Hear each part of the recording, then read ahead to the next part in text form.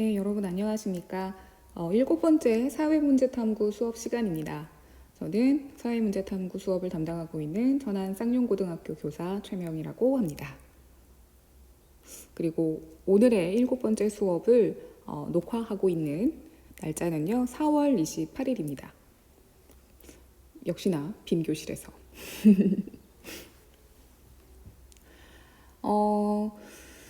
수업은요, 교과서 가지고 계시죠? 네. 52페이지부터 시작되는 그 두 번째 소단원입니다. 정보사회의 두 얼굴과 대응 방안. 그러니까 우리가 지난 시간에 정보사회에 대해서 이야기했었잖아요. 그러니까 뭐 정보사회는 이런 거다. 이렇게 이제 발전되어 왔다라고 하는 걸 얘기했다면 이제는 정보사회가 가지고 있는 어떤 장점은 무엇이고 그로 인해서 이제 뭐 우리가 이렇게 편안한 생활을 하고 있고 하지만 정보사회이기 때문에 발생하는 문제점들도 있다. 그러면 그 문제점들을 우리가 어떻게 해결할 거냐, 어떻게 대응할 수 있겠느냐라고 하는 내용으로 이루어져 있습니다. 그 전에 또 넋두리를 하고 지나가야겠죠. 오늘의 넋두리. 여기 계약이 절실한 선생이 하나 있습니다. 어제까지만 해도 이 계약이 절실한 선생은 과연 이 빼앗긴 교실에도 학생들은 오는가라고 생각하며 직업 정체성이 흔들리는 어떤 그런 경험을 하였습니다만 어제 오후였죠? 어제 오후에 이제 뉴스에서 우리 총리님께서 이제 5월 초에 고3부터 개학을 시작하도록 하겠다 이렇게 말씀을 해주시면서 대충의 날짜와 윤곽이 잡히기 시작을 했죠. 다행입니다. 직업 정체성이 더 흔들렸다간 저 유튜버 하겠다고 나섰을지도 모릅니다. 진짜요. 선 넘을 뻔했어요. 저 진짜. 구독자가 왜 늘어나냐고 그 얘기를 했더니 슬금슬금 구독자가 느는 거야. 처음에 한 명이었을 때는 정말 웃겼거든요. 그러다가 2명, 3명 되니까 좀 무서웠어. 그랬는데 어느 순간인가 9명, 10명이 된 거야. 그랬더니 갑자기 팽수가 생각나더라고. 그래서 지난번 수업 시간에 제가 그랬죠. 팽수도 10명부터 시작했다는데 나도 한번? 그랬는데 하루에 1명씩 늘어나는 거야. 그래서 이거 봐라. 그러면서 이제 막, 직업 정체성이 흔들리면서, 야, 이거 구독자, 야, 이거 재미나는데? 막 이러면서, 어차피 뭐 온라인 수업 끝나면 안 할 거면서. 예, 네. 이제 진짜, 조금만 있으면 끝나니까, 뭐라고 해야 되죠? 이제 달리기 이제 끝나간다 이런 느낌 듭니다. IT 기업에 있는 것 같다고 얘기했잖아요. 무슨 콜센터. 아침에 전화해서 왜 수업 안 들어오니? 학교 와라. 막 이러면서 온라인 클래스 콜센터 돌리고. 그 다음에 수업. 그리고 이제 EBS가 진화를 계속하고 있는 거 아시죠? 부정수강자. 와. 근데 여러분도 참 대단하십니다. 이 부정이란 말이 붙었으니까 좀 애매하긴 한데 원래는 이게 학교 출석으로 인정을 받는 거니까 학교 안 나왔는데 대타 보내놓고 학교 나왔다고 하는 거랑 똑같은 거니까. 근데 다른 한편으로 말입니다. 뭐 창 여러 개 띄워놓고 보고 막 이런 거는 귀여워. 고전적이잖아. 클래식하지. 근데 그 코드를 삽입한다거나 막 매크로를 돌리거나 야 이거는 능력 아니야? 그렇지 않아요? 저 선생님들한테는 그 얘기했어요. 야, 매크로 돌리고 코드를 변형시키고 하는 애들은 야, 그거는 또 그거 나름대로 칭찬을 해줘야 된다. 이거 창의적이다. 그건 또 그 나름대로 능력이 있는 거니까 그걸 키워줘야 되는 거 아니냐? 막 제가 그 얘기했었는데. 그랬더니 또 그 사이에 EBS가 진화를 시작을 하더니 부정수강자를 막 골라내는 방법을 또 해내고 이제는 하룻밤 또 자고 나니까 부정수강자들이 자신이 부정수강하지 않았다는 것을 증명하면 이제 그 수강 내역을 또 인정해주는 수강 인정 버튼이 또 생기고 아주 대단합니다. 그럼 진작에 좀 그렇게 해야 될 거 아니야? 응? 김명중 씨. 안 되겠네. 응? 아무튼 역시 21세기의 고등학생들은 정말 대단하다고 생각이 들었습니다. 칭찬? 아니요, 칭찬은 아니에요. 네, 사람이 좀 정직하게 살아야지. 그쵸? 선 넘지 마세요. 똑바로 끝까지 들어야죠. 저도 직업 선 안 넘을 테니까. 그렇지만 구독자 늘어나는 거 좀 은근히 기대는 되더라잉. 자, 넘어가도록 하겠습니다. 수업해야죠. 정보사회 두 얼굴과 대응 방안. 여기에서는요, 이제 정보사회가 우리 사회에 어떠한 긍정적인 측면을 가지고 왔는지 다시 한번 짚어보자는 이야기입니다. 일단은 생각해 보세요. 여러분은 지금 이 수업을 무엇을 통해서 듣고 계시는지는 모르겠지만 가장 손쉽게 생각할 수 있는 건 저는 스마트폰이거든요. 그리고 스마트폰을 다 가지고 있었기 때문에 그렇기 때문에 지금 사실 이런 온라인 수업이라고 하는 것이 가능하지 않았는가라고 하는 생각도 들어요. 먼저 번 시간에 우리 살펴봤잖아요. 스마트폰의 보급률이 99%가 넘었죠. 그쵸? 그리고 인터넷에 접속할 수 있는 환경, 그러니까 가구당 인터넷 접속률이라고 하는 게 99.7%였잖아요. 그러니까 인터넷 기술. 거기다가 우리 교과서에서는 이제 3G, 4G의 상황을 얘기한 거죠. 근데 지금은 5G잖아요. 21GB? 예. 1초에 그냥 수릉 하고 가는 거. 그것들이 가능하다. 그리고 SNS, 예, 소셜 네트워크 서비스. 이게 얼마나 활성화되어 있어요. 거기 안에서 우리는 얼마나 다양한 정보를 얻어냅니까? 그쵸? 그런 것들이 만약에 없다라고 한다면 여러분은 상상하실 수 있겠어요? 아마 여러분은 태어나면서부터 인터넷이라고 하는 환경에 노출돼서 생활을 하셨을 텐데 그런 거 없는 삶을 살 수 있겠어요? 불안할걸? 학교에서 당장 휴대전화 제출하라고 해도 막 달달달달달 이거 아니에요? 저는 사실 인터넷이나 휴대전화, 스마트폰이 없었던 때도 살아봤었기 때문에 근데 또 지금 막상 생각해보면 그런 게 없는 생활이라고 하면 되게 불편할 것 같아서 저도 자신은 없는 것 같습니다. 그렇죠? 그리고 이러한 정보사회가 단순히 인간의 삶을 편리하게만 만든 게 아니라 이게 생산이라고 하는 어떤 방식을 또 변화시켰잖아요. 지식과 정보가 어떤 부가가치 창출의 원천이 되는 그렇기 때문에 이제 굳이 어디에서 일을 하느냐라고 하는 것 자체가 중요하지 않게 된 거예요. 왜? 시공간의 제약 자체가 사라져 버렸잖아요. 그래서 재택근무.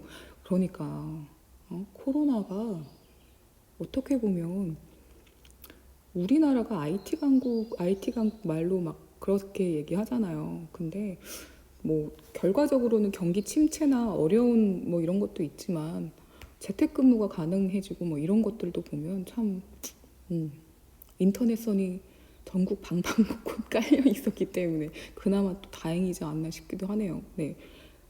그리고 굳이 우리가 뭐 미국이라던가 뭐 일본 됐어. 일본 때려쳐. 미국이라던가 뭐 유럽의 여러 국가라던가 이런 거리감이 굉장히 물리적인 거리가 굉장히 먼 국가하고의 어떤 경쟁적인 그 경제 교류 같은 것들도 가능할 수 있는 것도 다 이 정보사회가 되었기 때문에 가능한 부분이잖아요. 그렇죠? 그리고 더불어서요. 일방향 매체가 아니죠. 이제는 쌍방향 매체죠.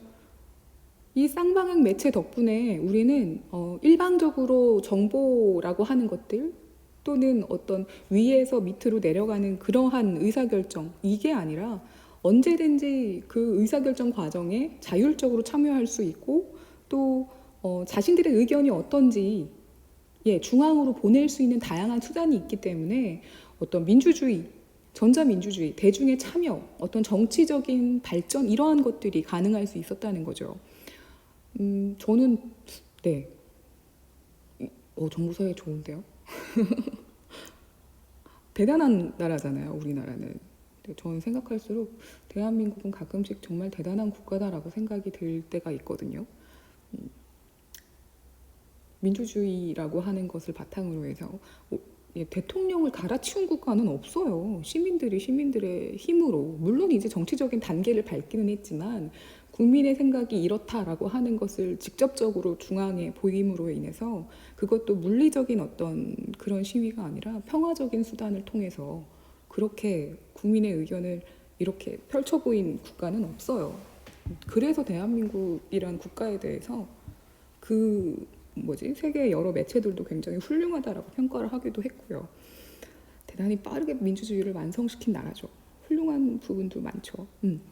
이러한 어떤 긍정적인 측면을 끌어온 게 정보 사회라는 거죠. 근데 이것만 있으면 참 좋겠죠. 근데 그 뒷부분에는 그렇지 못한 게 나타나더라. 이게 문제에 해당이 되는 겁니다. 그래서 53페이지부터 시작이 되는데요. 정보사회가 발달하면 발달할수록 누구나 어떤 정보와 지식이라고 하는 것에 접근할 수 있어야 돼요. 왜냐하면 그게 이제 부라고 하는 걸 만들어내고 경제적인 안정을 만들어내는데 바탕이 되는 거니까. 근데 이게 문제가 뭐냐? 정보 격차라고 하는 불평등한 현상이 나타나더라라고 하는 게 첫 번째 문제점입니다. 정보 격차는 요 밑에 보이는 것처럼요.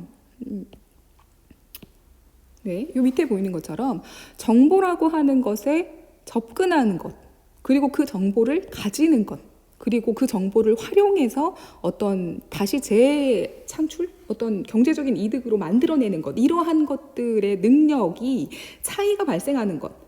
그래서 불평등한 게 나오는 건데, 그거는 뭐 사람들마다 차이별 날 수 있는 거 아니에요?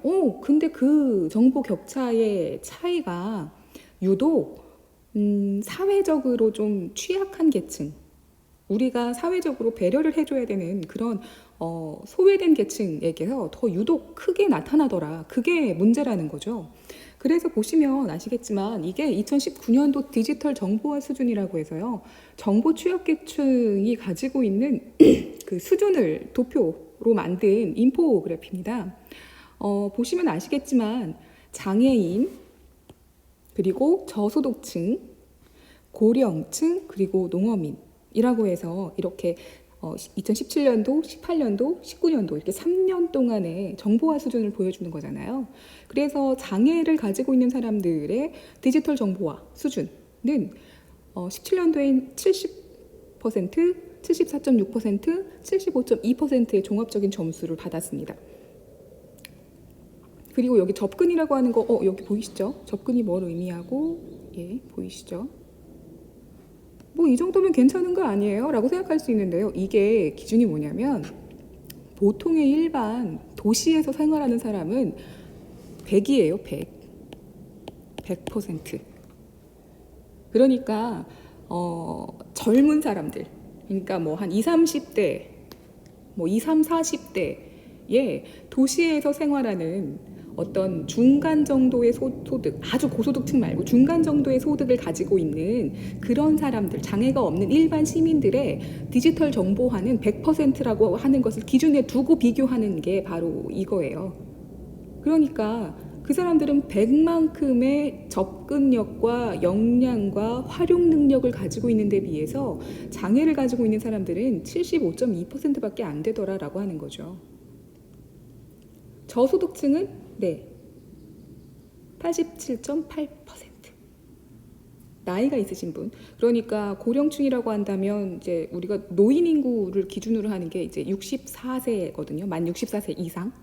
그러니까 64세 이상부터 쭉 하다 보면 70대, 80대 이렇게 가시겠죠. 64.3%. 농어민. 그러니까 도시가 아닌 조금 개발이 덜 됐다 뭐 이렇게 표현하기엔 좀 그렇지만 농촌과 어촌에 살고 계시는 분들은 70.6%. 그럼 뭐에서 차이가 나느냐라고 하는 걸 한번 보자는 거죠. 접근성이라고 하는 거는 모바일 컴퓨터 기기를 가지고 있느냐, 그러니까 정보에 접근할 수 있느냐라고 하는 부분이라는 거죠. 그거는 다 높아. 왜? 요즘엔 핸드폰 다 스마트폰으로 팔잖아. 투지폰을 아예 안 팔잖아. 그러니까 스마트폰 같은 거, 그러니까 정보에 접근할 수 있는 휴대전화, 스마트폰은 다 한 대씩은 가지고 있다는 거예요. 그러니까 문제는 접근의 문제가 아닌 거야. 그럼 그 다음부터의 문제는 뭐야? 역량이요, 역량. 이걸 이용할 수 있는 기본적인 능력이 있느냐, 없느냐. 그걸 20, 30, 40대 일반 평범한 도시에 살고 있는 사람들은 100이면 100. 그러니까 스마트폰 주고 이 스마트폰으로 어떠한 정보를 찾아내세요라고 얘기를 하면 그 사람들은 100이면 100 금방 이렇게 찾아내서 이렇게 사용하는 방법을 잘 알고 있기 때문에 이렇게 해갖고 금방 찾아낸다는 거예요. 근데 이 사람들은 이 정보 취약계층은 그게 안 되는 거예요. 그게 역량에서부터 차이가 나는 거예요. 그럼 그 찾아낸 걸 가지고 활용해보라. 그랬더니 그것도 안 되는 거야.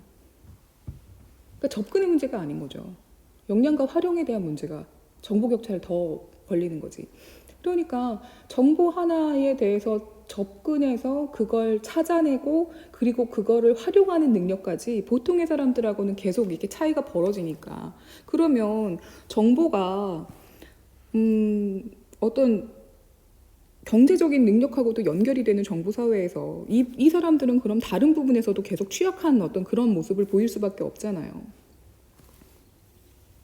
하다못해 젊은 사람들이야 뭐 똑같은 물건을 사더라도 가격 비교 사이트 같은 데 들어가거나 쭉 이렇게 해갖고서는 그냥 오 여기가 제일 싸네 이런 거 할 수 있는데 이런 분들은 그런 거 모르니까 자기한테 더 이익이 될 수 있는 그런 선택을 할 수가 없는 거잖아요. 여기서부터 차이가 나는 거죠. 그러면 정보 격차 다음에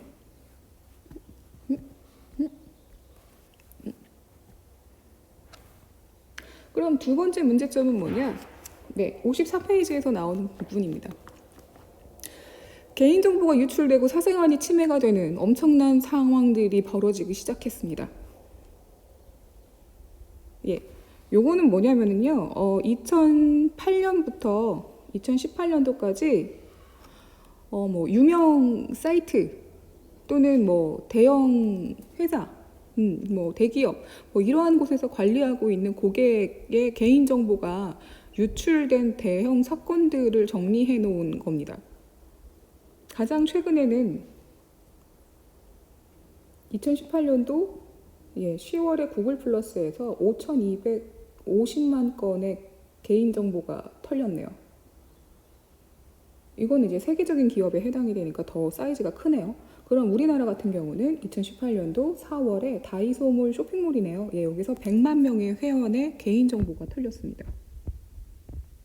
그래서 전 농담식으로 그렇게 얘기하거든요. 내 개인정보 뭐 그거 중국에서 50원에 거래되고 있을걸 뭐 이렇게. 그리고 오늘 아침이라고 되어 있는데 어제 아침에도 당했어요. 국외 발신으로 이런 게 오더라고요. 틱톡 인증 코드를 입력하래요. 8932.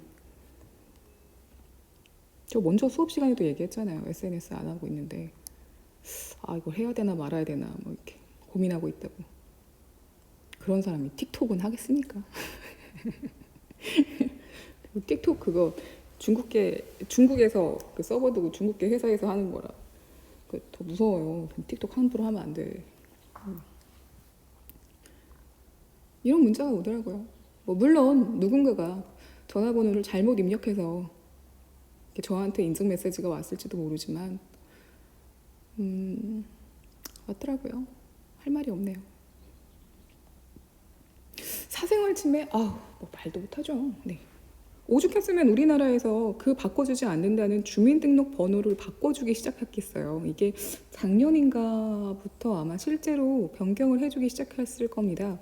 개인정보가 유출이 되는 바람에 어떤 경제적인 여러 가지 피해 상황이 발생된 사람들이 자신의 피해 상황에 대해서 이제 그 증명할 수 있는 자료를 가지고 이런 피해 때문에 더 이상 이 주민등록번호를 사용할 수가 없다, 너무 어렵다라고 하는 걸 증명하면 주민등록번호를 교환해주기도 합니다. 바꿔줍니다. 새로 발급해줍니다. 그러니까 전화번호가 외부에 알려져가지고 왜 어려움 겪는 경우도 있잖아요. 요즘에는 왜 그 스미싱 뭐 이런 거 해가지고 왜 문자 메시지에 링크 모르고 눌렀다가 막 자기 개인 전화번호부에 들어있는 전화번호 막 다 털려가지고 막 이렇게 했을 때 전화번호 아예 바꿔버리는 것처럼 그렇게 주민등록번호를 바꾸기도 해요. 주민등록법이 생긴 지 뭐 60년인가 만에 처음으로 그런 제도가 생겼다고 하더라고요. 그런 거 보면은 개인정보 유출은 난리도 아니죠. 그리고 또 사이버 범죄예요. 이거 어떡하죠? 요즘에 엄청 시끄러웠죠. 그쵸? 네, N번방부터 시작을 해서 말해 뭐합니까? 네. 2019년 1월 31일에 중앙일보에서 이제 올라온 신문 기사 중에 이러한 게 있습니다. 2018년도를 기준으로 했겠죠. 18년도에 전체 발생한 사이버 범죄가 14만 9,604건. 근데 이게 경찰에 피해 신고가 돼가지고 사건화되고 범죄다라고 이게 이제 수사화된 그런 것만 이제 카운트를 한 거겠죠. 만약에 그냥 중고나라에서 벽돌 받았는데 아 이게 뭐야 이러고 던진 사람이 있었는데 이 사람은 신고를 안 했어. 그럼 그 사람의 어떤 사이버 범죄는 여기에 이제 포함이 안 됐겠지. 이것보다 훨씬 더 많은 숫자가 발생을 했을 수도 있다는 얘기입니다. 근데 거기에서 제일 많이 발생한 게 인터넷 사기. 그러니까 중고거래 조심해야 돼요. 아, 나 진짜. 응? 그 다음이 많은 게 뭐죠? 뭐 기타 이거 아니고. 아, 사이버 명예훼손, 모욕, 댓글. 요즘에는 댓글 같은 거 이제 대형 포털 사이트에서는 이제 몇몇 개의 면은 이제 뭐 댓글을 달지 못하게 이렇게 없애거나 댓글창을 없애거나 아니면 아예 댓글창을 전체를 다 없애거나 그렇게 해버렸잖아요. 근데 아직도 이제 몇 군데에서는 이제 댓글을 달 수 있게 해놓은 데도 있죠. 근데 가만히 가끔씩 그 댓글을 보다 보면 사람들이 전반적으로 다 화가 나 있다는 느낌이 들어요. 다들 화가 났어. 그래서 그 화를 어디다 이렇게 뭐라고 해야 되지? 이렇게 표현할 데가 없나 봐. 그래서 막 그 댓글창에 그 기사와 관련되어 있는 사람에게 막 화를 다 퍼붓는 느낌이에요. 왜 그러죠? 사이버 명예훼손. 그 다음은 기타니까 빼고, 그리고 이제 우리가 알게 모르게 많이 저지르는 게 이제 저작권 침해죠. 그냥 뭐 다운로드 받고 토렌토 뭐 이런 거 돌리고 하는 거요. 그리고 음란물, 뭐 도박, 금융범죄, 뭐 이게 이제 피싱, 스미싱 이런 거죠. 여기 검찰청인데요. 이렇게 해가지고. 네. 참고로, 법원이나 이런 데서는 절대로 전화로 무언가를 알려주지 않습니다. 네. 여러분이 무언가 법적인 또는 뭐 부모님께도 말씀드리세요. 무언가 어떤 법적인 문제가 발생을 해서 그것에 대해서 이제 뭐 확인을 해야 된다. 뭐 이러한 사실이 발생이 되면 법원에서나 검찰청에서는요 절대로 전화로 연락하지 않습니다. 예, 제일 먼저 연락이 오는 방법은 우편이에요. 우편. 왜냐면은 언제 어디에서 보냈다라고 하는 우편물을 발송했다라고 하는 흔적이 남기 때문에 그래서 전화로는 하지 않습니다. 그러니까 예, 여기 검찰청인데 출두하세요라는 전화는 하지 않아요. 그러니까 검찰청입니다라고 그러면 편지 우편으로 보내세요 이러고 그냥 끊으세요. 네. 그리고 여기서 또 재밌는 게 뭐냐면요. 이게 2015년부터 17년도까지 어떤 국회의원이 이렇게 조사한 내용을 만든 거래요. 봤더니 사이버 범죄 절반이 10대에서 20대래요. 피의자, 그러니까 잘못한 사람이요.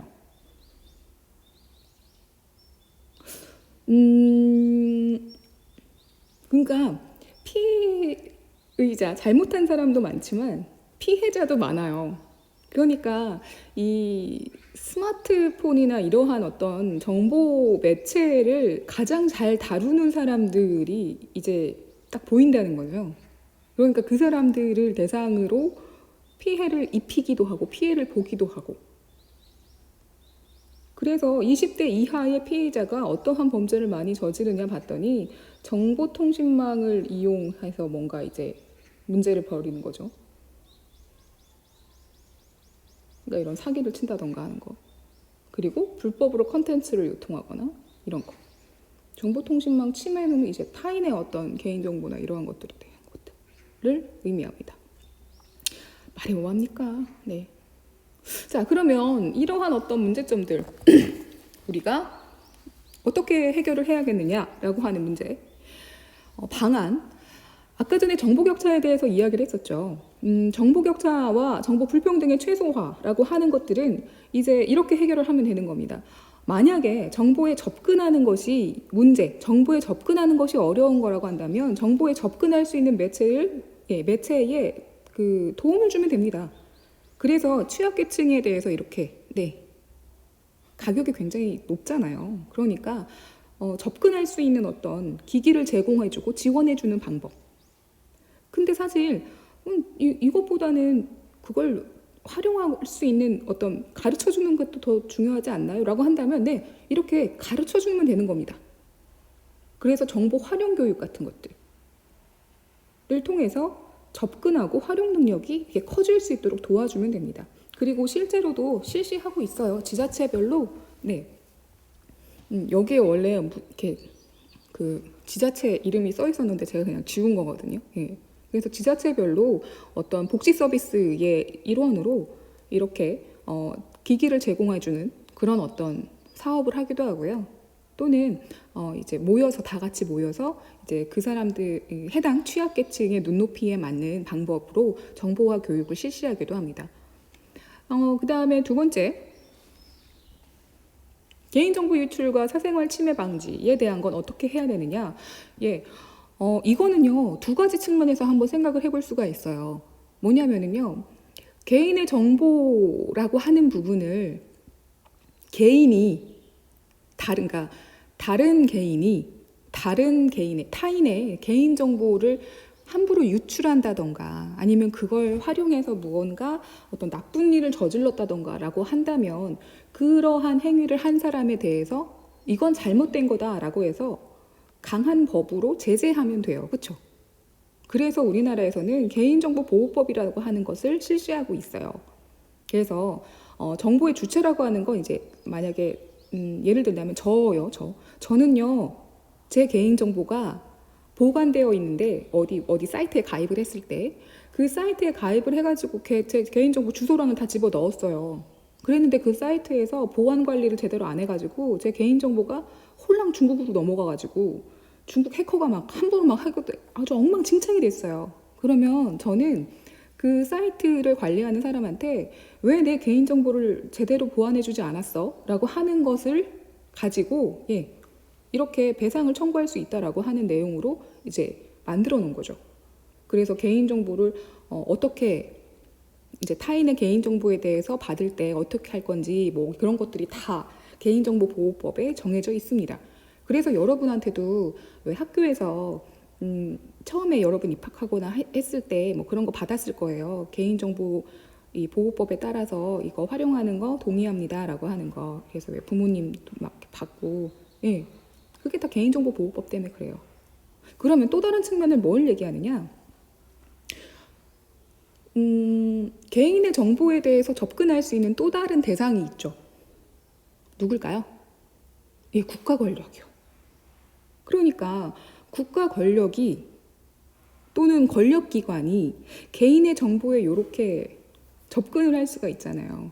그래서 개인과 어떤 시민이 어떤 생각을 하고 있는지 또는 어떻게 살고 있는지에 대해서 이렇게 관찰하고 또는 그것을 통해서 자신들의 권력을 조금 더 뭐 공고히 하고 하는 것에 이제 도움을 받으려고 할 수도 있잖아요. 그러니까 흔히 말하면 이렇게 표현해도 되나?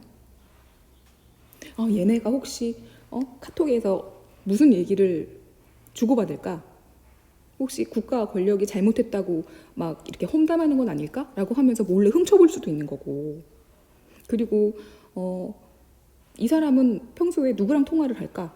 혹시 통화하는 사람들 중에 나쁜 범죄자가 있는 건 아닐까? 이러면서 보호받아야 되는 사생활이 있고 내용이 있는데 그걸 이렇게 통화 목록을 이렇게 몰래 훔쳐볼 수도 있고 하잖아요. 응? 그럼 그 부분에 대해서는 어떻게 할 거냐? 그러한 문제도 있다는 거죠.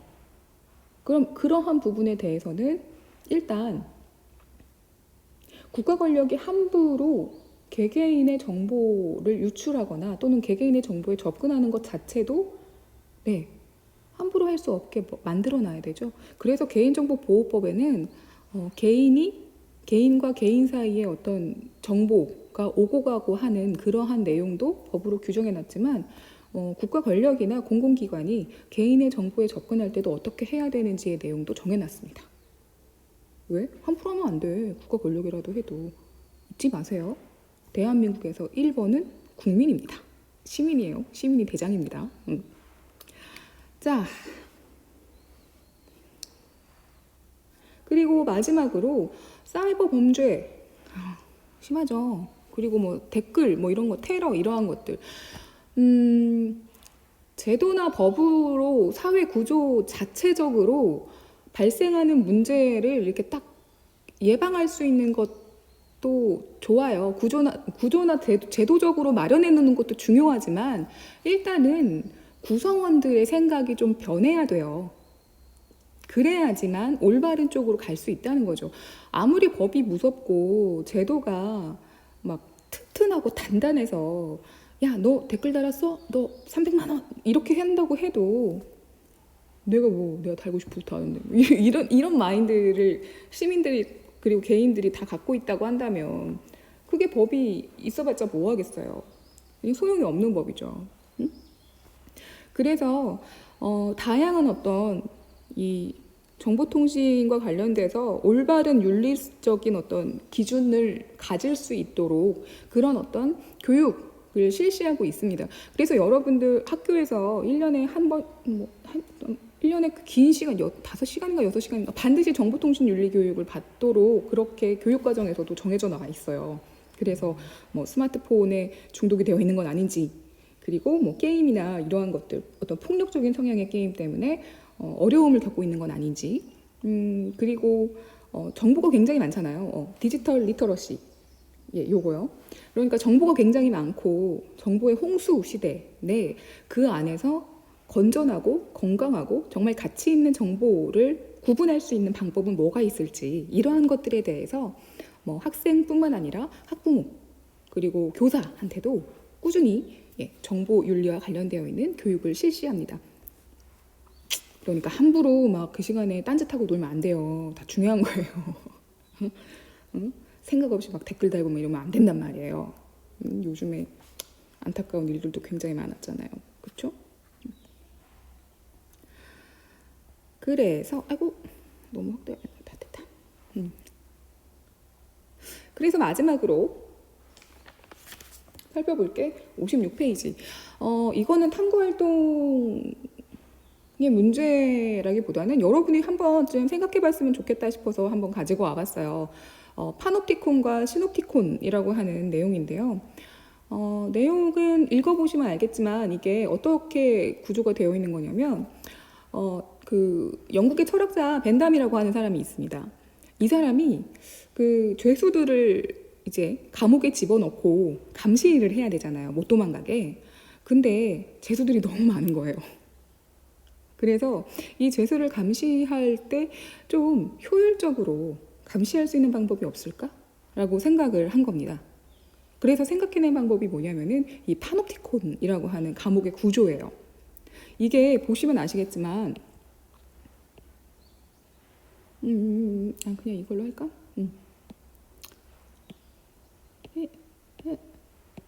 아이고, 네. 보시면 아시겠지만, 여기가 다 감방입니다. 여기가. 그러니까, 여기가 감시탑이거든요. 감시탑을 높게 세워요. 감시탑을 높게 세우고, 여기 감시탑보다 낮게 감방을 쭉 이렇게 둘러싸우는 거예요. 그리고 이 감시탑은 이렇게 위에 있어서 감시탑에서는 요 밑에 있는 감방들이 다 보입니다. 360도 다 회전해서 이렇게 있으니까. 그래서 감방 하나하나에 죄수들이 뭘 하고 있는지 다 볼 수 있는 구조입니다. 하지만 이 죄수들은 여기가 뭐가 되어 있는지 볼 수가 없어요. 왜냐면은 이렇게 이제 빛 보이시죠? 너무 환하면 이렇게 눈 이렇게 봐도 안에 뭐가 있는지 안 보이잖아요. 예, 그래서 이 안에서 감시를 하고 있는데 이 안의 상황은 여기에서는 보이지 않아요. 하지만 이 안에서는 모든 감옥을 볼 수가 있습니다. 그래서 다 이렇게 둥글게 쌓여 있고 옵티콘 볼 수 있다. 이런 뜻이거든요. 그래서 심지어는 이 안에 그러니까 감시하는 이 감독이 없어도 죄수들은 여기가 비었는지 안 비었는지 알 수가 없기 때문에 평소처럼 네, 조심히 행동을 해야 합니다. 그래서 최소의 노력으로 최대의 통제와 감시 효과를 거둘 수 있는 장치이기 때문에 대부분 이 파놉티콘의 구조로 감옥은 만들어져 있어요. 오래전에 지어진 감옥들의 구조를 보면은요. 그래서 제가 어디서 듣기로도 그 서울에 있는 서대문 형무소 있죠. 그 일제시대 때 만들었던 그 서대문 형무소도 이 파놉티콘의 구조로 만들어져 있다고 저 들은 적이 있거든요. 그래서 더 심하게 어떻게 해놨냐면 그 창문이 하나도 없잖아요. 그래서 창문이 하나도 없는데 이렇게 조그맣게 안에서 보면 조그만 구멍이 하나 있대요. 근데 이 조그만 구멍이 안에서 보면은 밖에 안 보여요. 근데 밖에서는 이렇게 이게 벽이면은요. 아이고 여기가 벽이면 요 안에서는 이렇게 조그만 구멍인데 이 벽에서는 이렇게 확대가 되는 거예요. 벽 틈에서는. 그래서 밖에서는 굉장히 넓은 창이어가지고요. 요 조그만 구멍인데 요 감방 안에가 다 보이는 거죠. 그래서 어디 사각지대가 하나도 없는 거예요. 그래서 어디 구석에 숨어갖고 야 내일 만세 운동 한다는데 우리 만세 할래? 뭐 이런 것 아예 처음부터 할 수가 없게 어디에도 숨지 못하는 그런 것까지도 만들어 놨다고 하더라고요. 참 굉장한 애들이죠.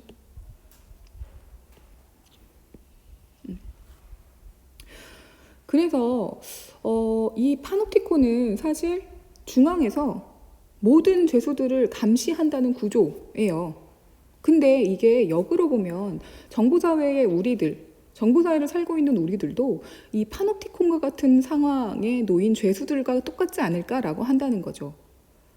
CCTV, 그리고 휴대전화. 예? 휴대전화 위치 추적기요? 그거 개인들이 다는 거 아니에요? 112나 119에서는 시민들의 위급한 상황에 대비해서 이 사람이 지금 위급한 것 같다. 그러면 이 사람의 휴대전화 위치를 추적할 수 있는 그걸 가지고 있어요. 그래서 마지막으로 이 사람의 휴대전화가 어디에서 이제 신호를 보내고 있는지를 확인해서 이제 그 사람을 구조하기 위해 가는 경우도 있거든요. 그러니까 물론 안전을 위한 장치이긴 하지만 국가 권력은 어떻게 보면 우리를 늘 지켜보고 있다는 거죠. 그리고 CCTV 같은 것들도 범죄가 발생하면 훌륭한 증거 자료로 활용되지만 역으로 보면 지금 우리를 예비 범죄자로 보면서 우리가 지나가는 길을 수도 없이 찍고 있는 거 아니냐라고 보는 거죠. 그래서 되게 재밌는 게 이번에 코로나 사태 때 우리 동선 같은 거 막 이제 확진자의 동선도 확인해주고 그 다음에 긴급 재난 문자 막 엄청 많이 왔었잖아요. 그 긴급 재난 문자 받으면서 신기한 적 없으세요?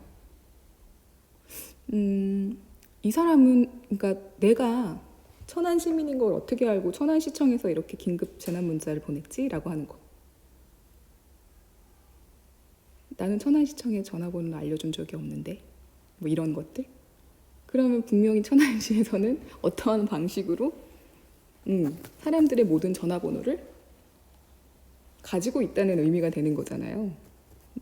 그래서 이 개인의 자유라고 하는 문제에 대해서 굉장히 중요하게 생각하는 유럽의 국가들 중에서는 우리나라의 이러한 정보 시스템, 그러니까 어떤 확진자의 동선을 공개하고 그리고 어떤 긴급 재난 문자를 보내기 위해 보내는, 그래서 국민들의 어떤 전화번호와 개인정보에 대해서 접근하는 뭐 이러한 것들에 대해서 굉장히 비판했거든요.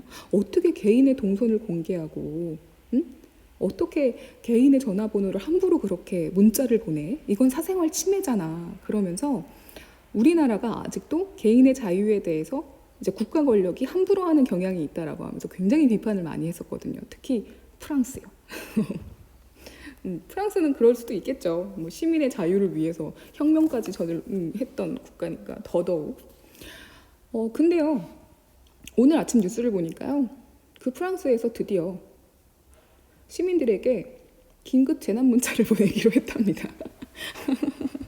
네, 시민의 개인의 자유보다는 시민 전체의 건강과 보건이 우선이다라고 하는 점에 대해서 이제 생각을 한 건가 보죠. 주민등록증 만드신 분 계시죠? 예, 주민등록증 만들었을 때 기분 어땠어요? 기분 되게 좋았나요? 그때 여러분 이렇게 손가락 지문 10개 다 뜨셨죠? 그게 뭘 의미하는지 알죠? 네, 주민등록증을 만드는 그 순간부터 여러분은 어디 편의점 가서 껌 한 통도 훔치면 안 됩니다. 여러분의 지문은 데이터베이스화 되어서 저장되어 있으니까요. 그런 의미에서 파놉티콘에 우리가 있다라고 보는 거죠. 근데 또 이 정보화 시대에서는 역파놉티콘 또는 시놉티콘이라고 하는 것도 이 쌍방 매체 뭐 이러한 것들을 통해서 가능해졌다는 거죠. 그러니까 국가 권력이나 중앙에 위치한 어느 누군가 권력기관들에 의해서 우리가 계속 감시당하는 것 같지만 오히려 다수의 사람이 어떤 하나의 권력을 감시할 수 있는 그러한 상황들, 여기니까 파놉티콘의 반대. 그러니까 여기에 있는 다수의 죄수들이 오히려 요 안에 있는 감독하는 사람을 감시할 수도 있는 거잖아요. 저놈의 새끼 출근했나 안 했나 이렇게 눈을 가늘게 뜨고.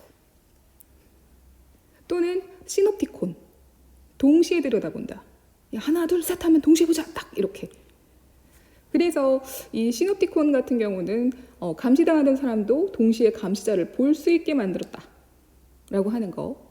그래서 뭐 국내의 어떤 무료 앱에서는 자신의 지역구를 설정하고 어사로 가입하면 그 지역구 국회의원이 자신이 약속했던 공약을 얼마나 이행했는지, 그리고 국회에서 성실하게 법안을 발의하고 있는지 같은 것들을 이제 확인할 수 있고 뭐 문제점을 고발해서 공유할 수 있다 이렇게 되는 거. 그래서 정보화 사회에서는 참 다양한 부분들의 문제점, 그러니까 동전의 양면과 같은 그러한 어떤 것들이 지금 공존을 하고 있는 상황인 것 같아요. 생활이 편리해지고 어떤 뛰어난 인공지능 뭐 이러한 것들까지도 이제 인간의 위험한 상황을 대신해주는 그런 것들이 속속들이 등장하고 있지만 그 안에서 정말 인간으로서 지켜져야 될 것까지도 이제 뭐 훼손당하고 침해당하고 있는 건 아닌지 이러한 것들에 대해서 좀 생각해 볼 만한 것 같습니다.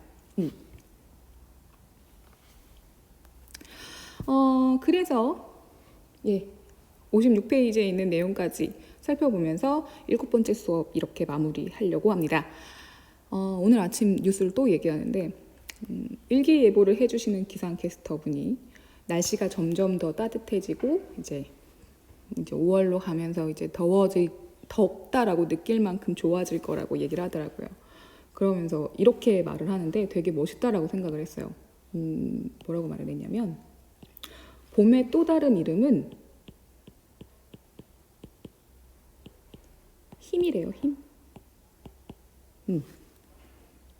이제 진짜 봄이 왔습니다. 이제 조금 있으면 여러분 교실에서 만날 수 있겠네요. 그때까지 힘내고 건강하게 잘 지내시길 바랍니다. 네, 그럼 오늘 수업 여기까지 하겠습니다. 감사합니다.